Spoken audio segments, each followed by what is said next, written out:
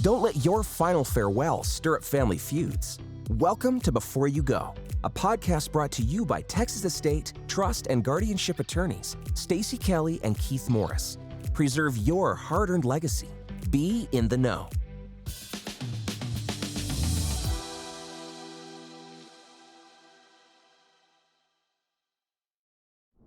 This is Keith Morris. I'm here with Stacy Kelly, and we are here for the podcast Before You Go. This is episode 5, and we are super excited about our guest today.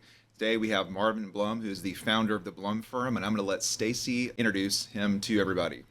As Keith said, this is Marvin Blum. He founded our firm. He specializes in estate planning for people and families that have larger estates that actually benefit from the tax estate planning. Marvin, thank you so much for being our guest. I know our listeners are going to benefit greatly by hearing from you today.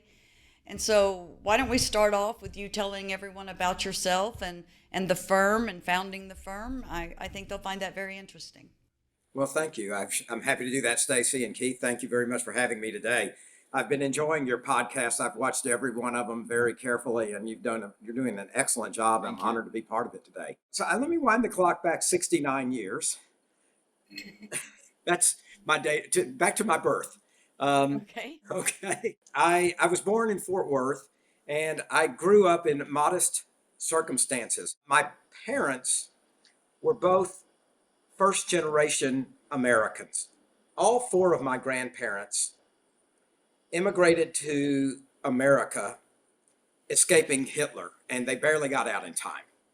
And I tell you this because I was raised with a certain set of values that ties to that background. First was, of course, the values of family and faith, but beyond that, the values of hard work and education. Because when you come from immigrants who came to the U.S. with not a penny in their pocket, that's how you get ahead, is that hard work and by learning everything you possibly can.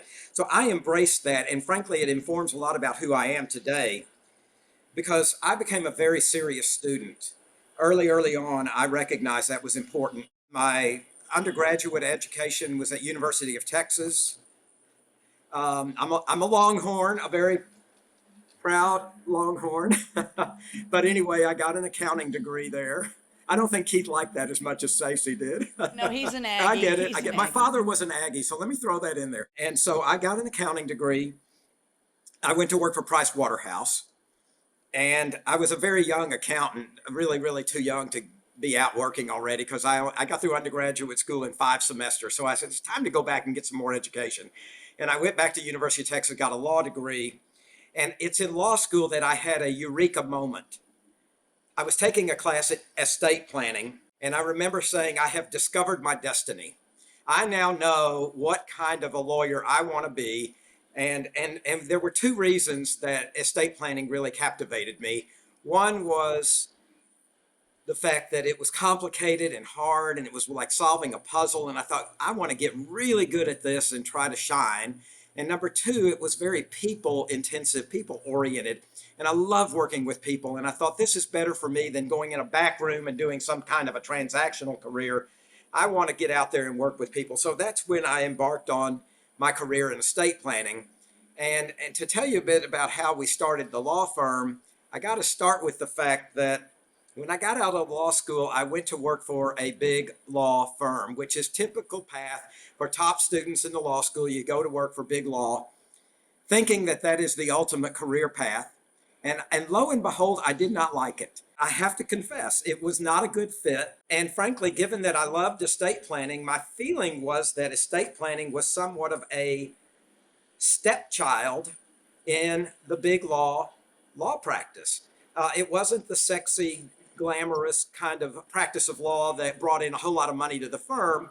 And as a result, I didn't feel like I was going to ever get to achieve what I wanted in an estate planning career working in a big law firm. So I lasted 2 years, and I got out and I created the Blum firm. And that was over 43 years ago. So we've been at this now a long time. And I got to tell you that getting out on my own was the best decision, because then I got to create the kind of law firm that I really wanted to have. And this is a firm that listens to clients, creates very individualized estate plans, and embraces a culture of caring. We care about each other at the firm, we care about our clients. Frankly, over the years, it's really worked. We've been rewarded by our clients, and we have started expanding, and we took on other related areas. We went from estate planning into income tax planning and business planning and charitable planning. And then I know we're going to talk about this. About 7 years ago, I took the big plunge and brought a litigation team into the Blum firm. So maybe you want to talk about that a bit, you two litigator. Marvin, you and I wrote an article that was published in Trust and Estates magazine last year where we discussed the benefits of the sort of mirror image benefits of having planning along with litigation, because those complement each other so well, primarily because if there is a complicated tax question or a complicated IRS question or business planning question, that is far outside of my bailiwick and maybe Stacy's as well. And so we have the ability then to go down the hallway and say, hey, what do you think about this? Conversely, sometimes there are situations where there are desires that the family has about complicated estate plans that may walk them into potential litigation. And so you have the ability to come down the hall and say, what are the traps that we need to try to avoid in this plan? I mean, is that how you see it as far as the complementary relationship between our two groups? Keith, that's exactly right. And when I took the plunge and added the litigation practice to the Blum firm, I wanted to do it very carefully because we do have a very caring culture here. And, personalities of litigators tend to be very different from personalities of estate planners. And I wanted to make sure that we didn't do anything that was going to disrupt our environment. But what in fact happened is our environment became even better. We do feed off each other. I kind of use the expression iron sharpens iron. I mean, you make us sharper and we feel like we make you sharper. And that writing that article together, Keith, is what kind of brought it all together for me, made me realize what a valuable resource each of us is for the other. And because of that, I feel like we set ourselves apart. I feel like we do a better job as estate planners than a firm that doesn't have that discipline, the expertise of litigation. And I feel like we do a better job as litigators because we have the expertise on the technical topics when you all get into very complex fiduciary litigation. So I feel like we combine the best of both worlds.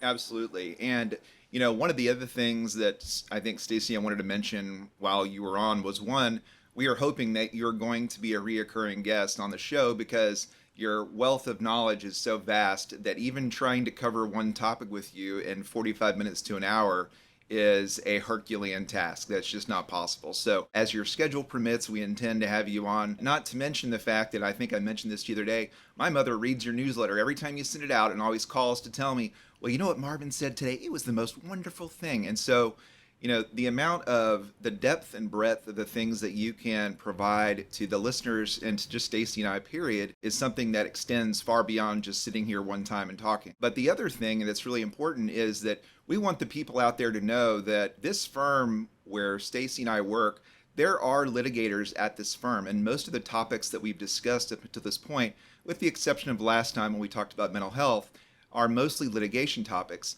But the primary purpose, the initial purpose of the firm was estate tax planning. You've added other planning devices, IRS controversy people, all sorts of stuff to enable there to be a full service situation for people who really need to make decisions about their assets.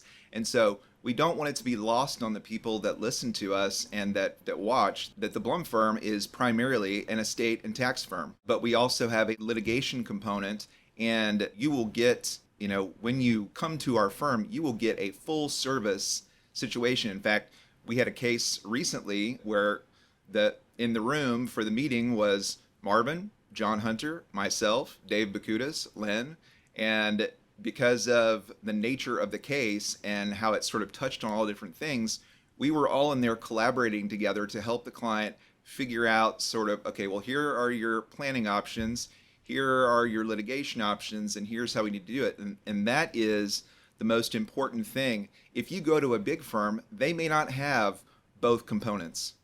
They may not have the depth and breadth of knowledge that we have, but because of the number of lawyers that all specialize in the same area, then when someone comes in, we really can give them an entire universe of all the things that they need and they could be exposed to. Stacy, and has that been your experience? Oh, absolutely. I mean, it's great to have in-house support. You know, I can read a trust, I can read estate planning documents, and for the most part, understand them in the litigation realm, but it's always nice to have experts that can explain it to me and make sure I'm making the right decisions for our litigation clients.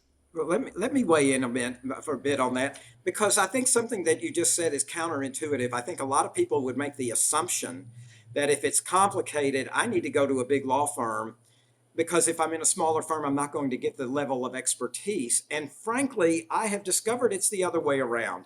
And Absolutely. Keith, you just and mentioned that, and Stacy, you alluded to it too.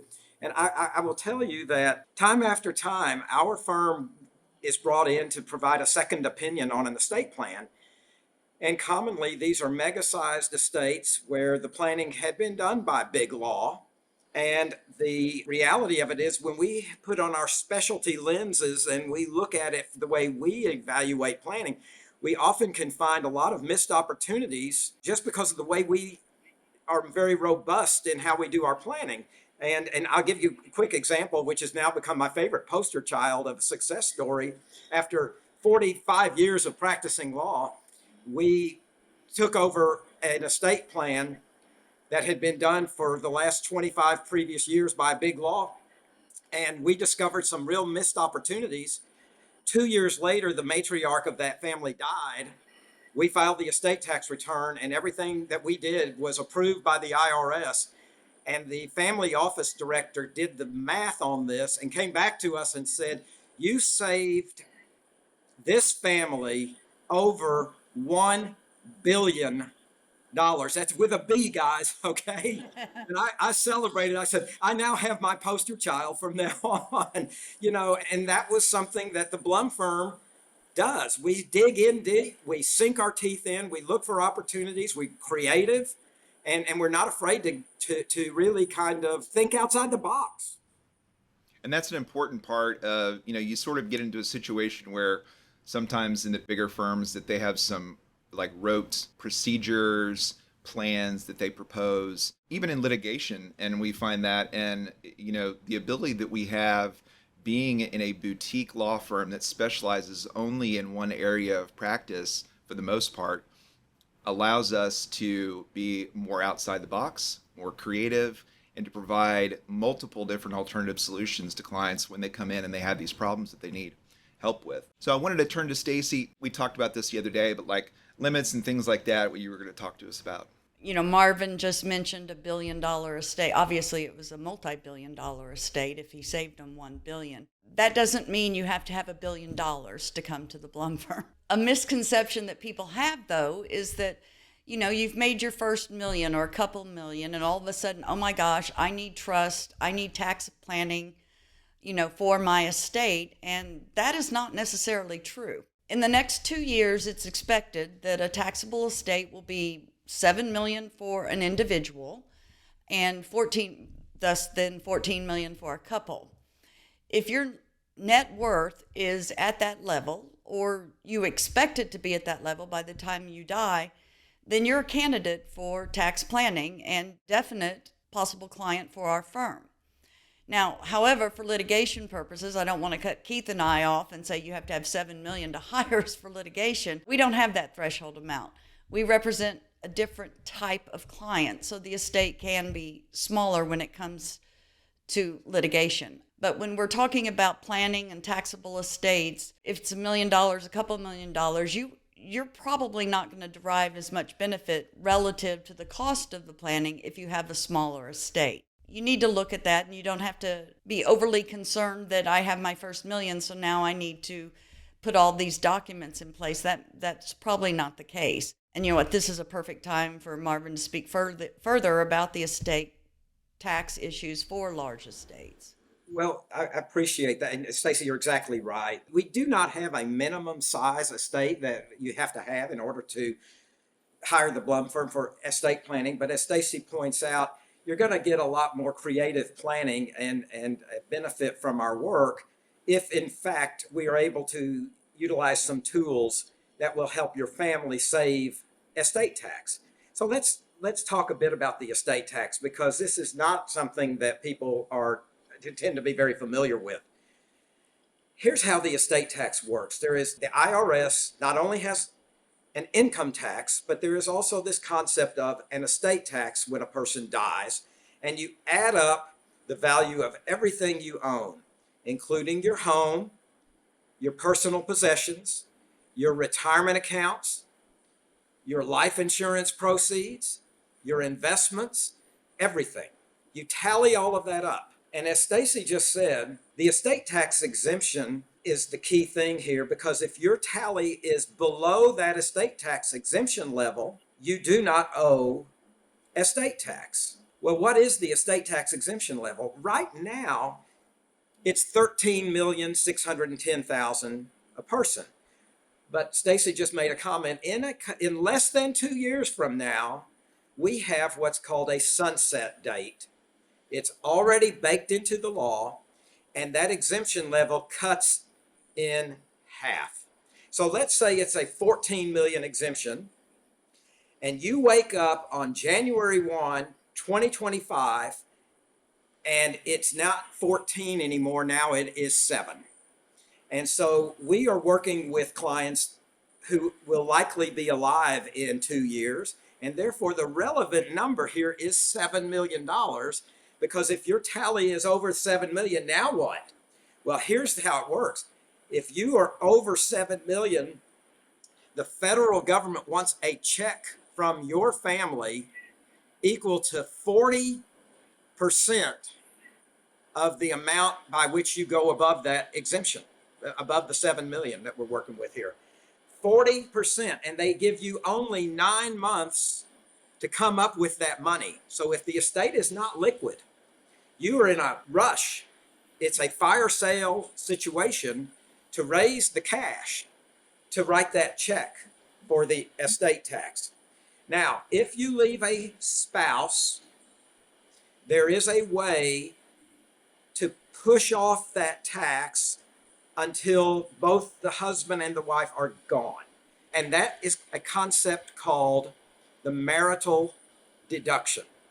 So at your death, if you leave a surviving spouse and your assets go to that spouse, you can postpone the estate tax until the later death of that surviving spouse. But at that point is when the check has to be written. And let's say you've got kids, that's a very painful check for your kids to write. And frankly, it's a dagger in me when I see families writing those checks, because the planning tools that are available to us almost always allow us to get that tax down to either very low or zero. And it is sometimes called a voluntary tax. The estate tax is sometimes called a voluntary tax paid by those who volunteer not to plan around it. So we have a lot of tools. And so, I walk around the office with a toolbox, and you guys have a different toolbox from mine, but we have a pretty hefty toolbox. And I can, we can go into, let me share maybe some of those tools.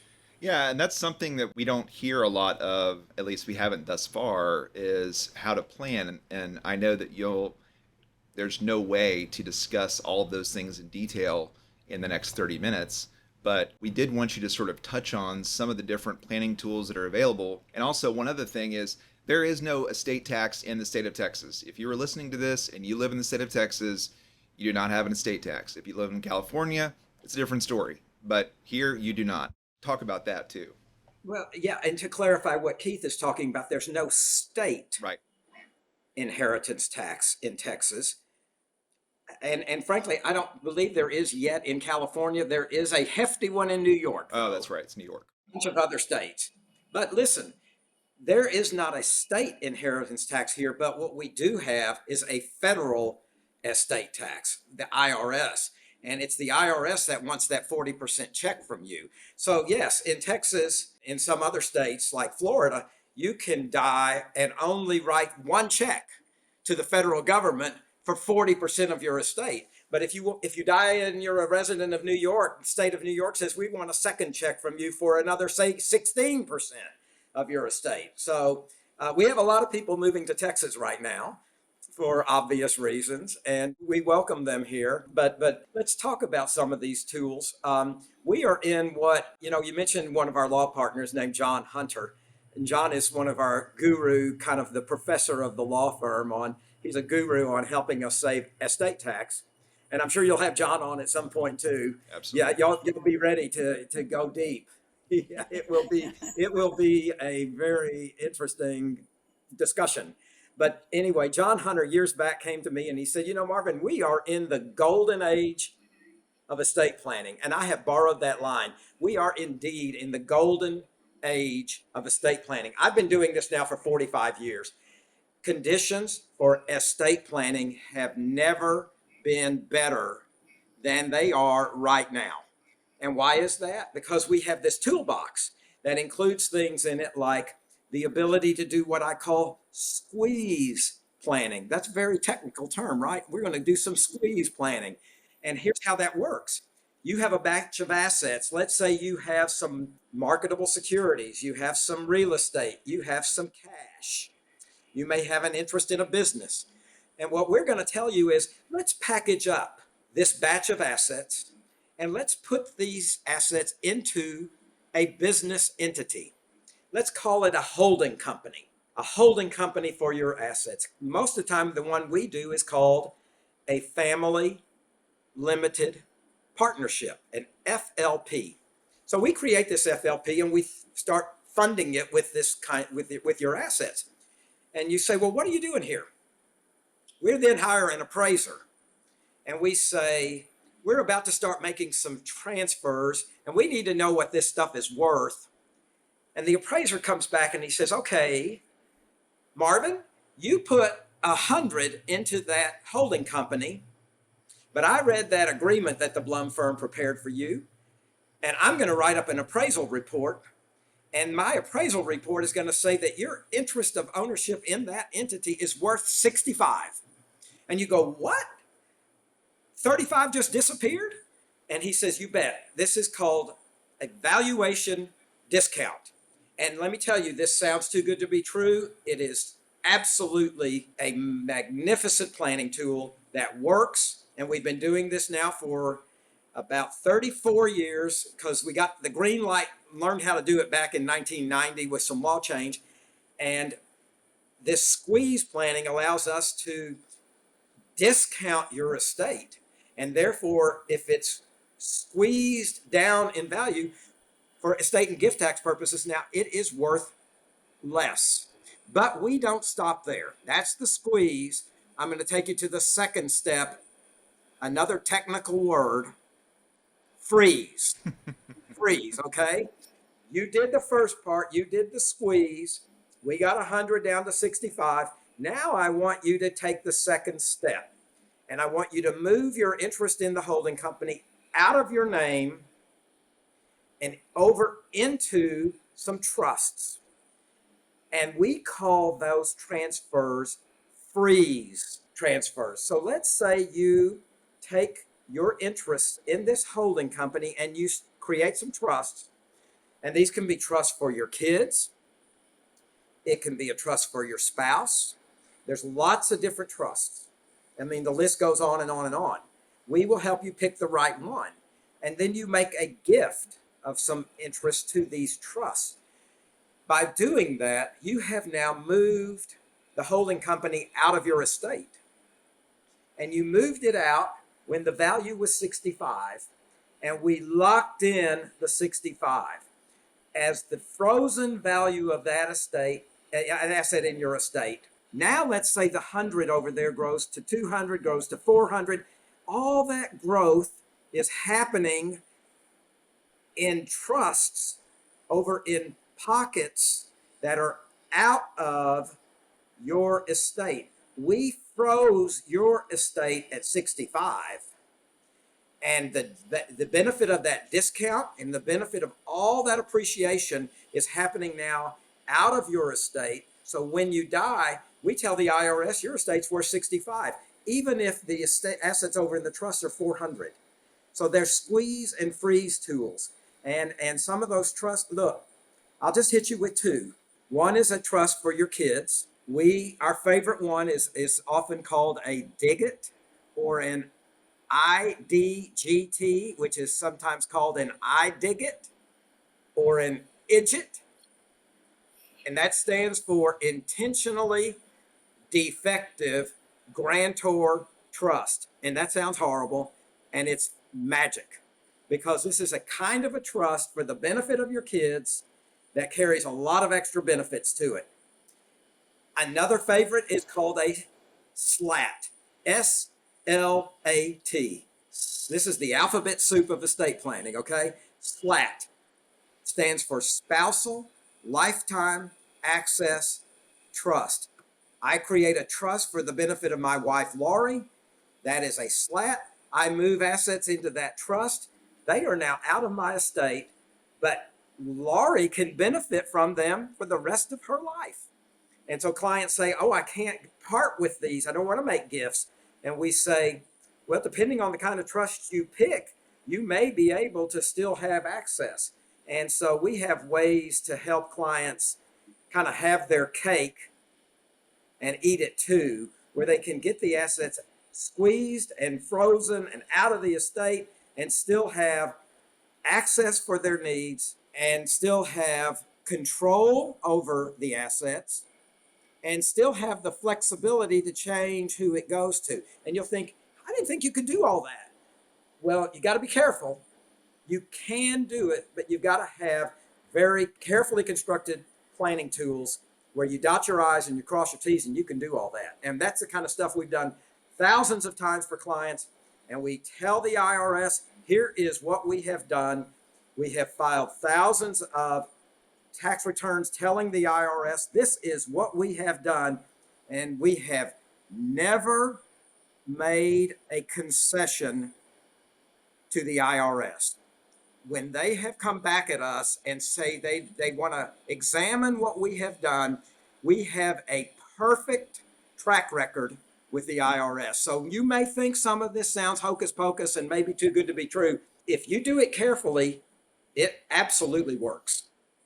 And yeah, that's one of the things that when people come in and talk to us about planning is one thing that always is a topic of conversation is I want to be creditor protected. You know, there are certain cases that have been decided in the bankruptcy court, other courts about what will and won't protect an asset. And then the other thing that people say all the time is, like you mentioned, I don't want to lose control of this. I'm not going to give all this money to my kids right now because what if I need it? But the way that we structure everything, it accomplishes both of those goals, correct? Absolutely. And Keith and Stacy, I know you have clients who absolutely worry about asset protection because if they get sued, they are scared to death that they're going to get wiped out. Oh, yeah. And they come to you and they're probably a nervous wreck.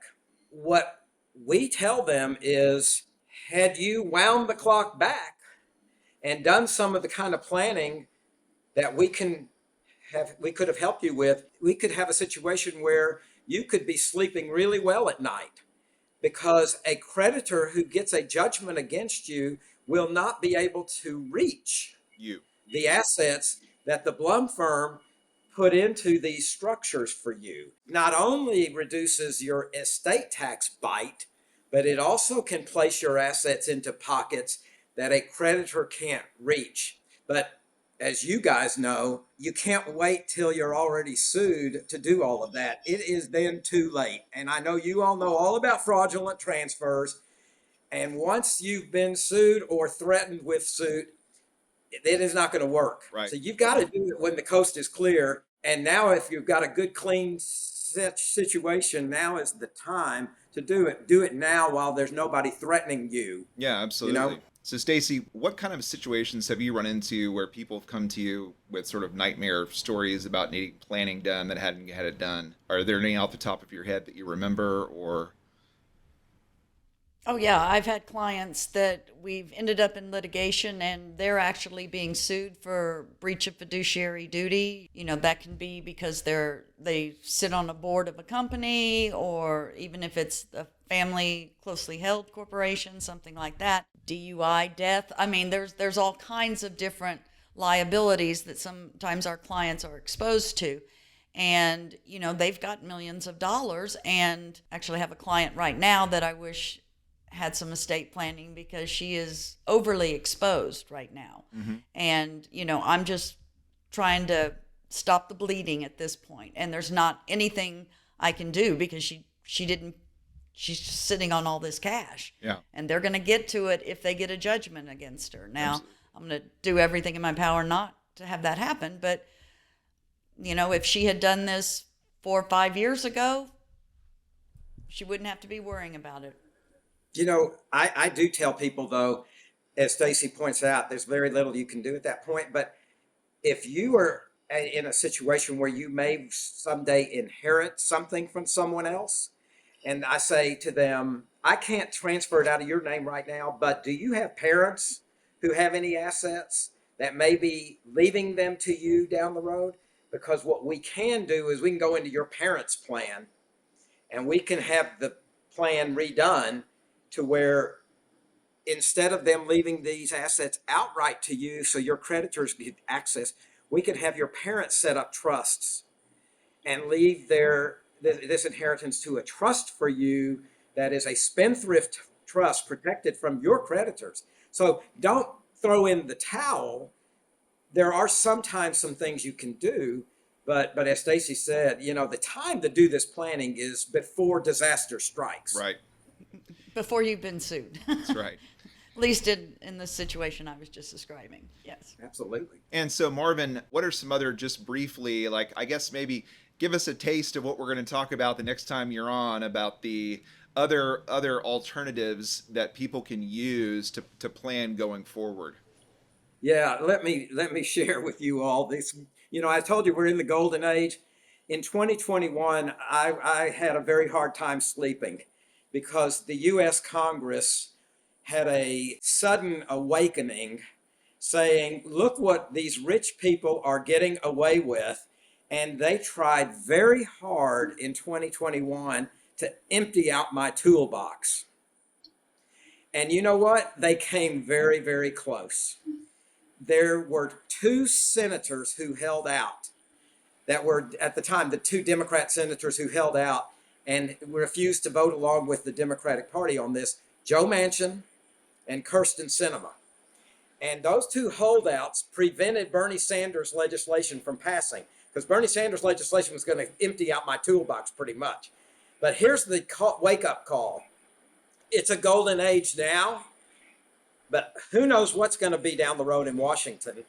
And my strong urging is, let's take advantage of what we have today, because today is the time we know we've got this golden age. But here's a good thing we learned in that legislation in 2021. They built into the legislation that if you had completed planning before any new law passed, any planning you already did was grandfathered. So what I'm telling people is, you can go ahead and do this squeeze and freeze planning and some other tools here, the FLP and all this stuff. And then later, if the law changes, we fully expect it to be grandfathered. But I'll kind of close with one hot tool. If you were to ask me, what's the hottest thing going on right now in estate tax planning? And I will tell you 4 words. Use it or lose, 5 words. Use it or lose it. I'm an accountant too. That's embarrassing. Use it or lose it. Okay. And what am I talking about? I'm going back to sunset. 14 million turns into 7.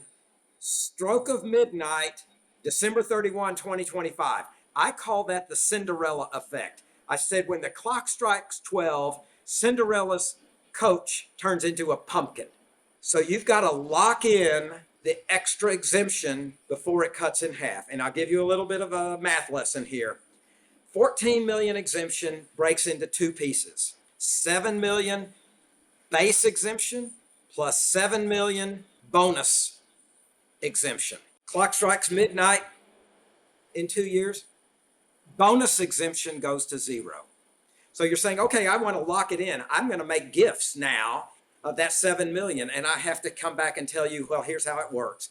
The first 7 million you give away first eats up the base. You have not touched the bonus. So if all you do is transfer 7 million into these trusts, you haven't accomplished anything yet. You have to actually give the full 14 to pull off what you're trying to do.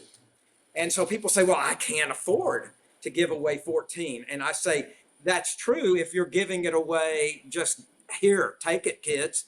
But if you set up the kinds of trusts that I'm talking about, you can afford to do it, because we can come up with a game plan for you where you're giving it away into pockets where you retain. I'm going to give you 3 words. You retain access to it, you retain control over it, and you retain flexibility if you change your mind how you want it to pass. And we will talk in the future more about how you do all that. And I'm going to use some more alphabet soup terms. There's all kinds of stuff out here. And one of my favorite is a beat it, a BDT, also known as a 678 trust. So that's coming up later. There's a grat, there's an eyelet, there's a cupert, there's a clut, there's a crat. I mean, I can go on and on. All these are great tools, and we got to go shopping to see which one's right for you. And then I'm going to also hit you later with some other stuff besides making gifts. When we've done all the gifting you can do, and you say, Marvin, I've still got money in my pocket. I say, okay, we're going to keep getting money out of your estate, but now we're not going to do it by gifts. We're going to start doing it by sales. And we're going to talk later about how you all can sell assets to grantor trusts to continue shifting assets out of your estate, first by gifts, later by sales. We'll talk all about this down the road. So, Stacy, closing thoughts. Closing thoughts are, if you are one of the persons or families that we have identified today, or Marvin's identified today, you need a firm like ours. I've also worked in an international law firm. I've worked in 2 of them. And I will tell you, it is, although it's a large firm, it's very cookie cutter. And, all these associates are trained the same way. And this is what we do. And we choose A, B, or C, and this is what we do. And it doesn't lend itself to the specialization that I think our boutique firm does and what Marvin does. And so if you're one of those people, you need, and your net worth is high enough where you can benefit from this, I highly suggest you contact our firm and get a meeting with Marvin. Absolutely. Or John, or Anybody. Amanda. But definitely get your foot in the door and let us start helping you. One of the things that I love about, there are lots of things that I love about Marvin, but one of them is that he can talk about these topics and use the alphabet soup words without my eyes glazing over. Exactly. Which is fantastic. You start talking about planning strategies to a litigator, and either our eyes close or our ears turn off, or both. But typically, when I've heard him talk about these things, it's very engaging and very creative in the way that he explains the process. So we are looking forward to his next visit so he can explain to us the giving away, and then later on the selling. Marvin, we are so thankful that you took your time out today. We know you're very busy. And are there any closing thoughts from you? I'll hit you with 2 quickies. One is, don't wait till 2025 to call, because in 2025 we are going to get bombarded with work like we did in 2021. So if you want to do any kind of this, you really need to get going on it now and do it in 2024. The second point is, if the only goal of your estate planning is to beat the tax man, your estate plan is going to fall far short. So we not only are a firm that has a strong head, we also believe in the head and heart planning, and we love to explore with you legacy concepts, how you can pass wealth down in a meaningful way to future generations so you don't ruin your kids. And There will be future conversations about how much is the right amount to leave my kids, and how do I keep from ruining my kids? I mean, I got a lot to tell you about all of that. I look forward to that. That's right. That's something very important because I think we all know some folks that have had gigantic gifts and didn't make much of it. We are so thankful that we had the opportunity to talk to everybody today, and we look forward to the upcoming episodes with Marvin and with other guests from the firm. And so again, just don't forget that before you go, there are things that you should know, and hopefully we are here to provide those things for you. Thank you very much. Now, before you go, learn more about how Stacy and Keith can help protect you by calling or visiting us on the web.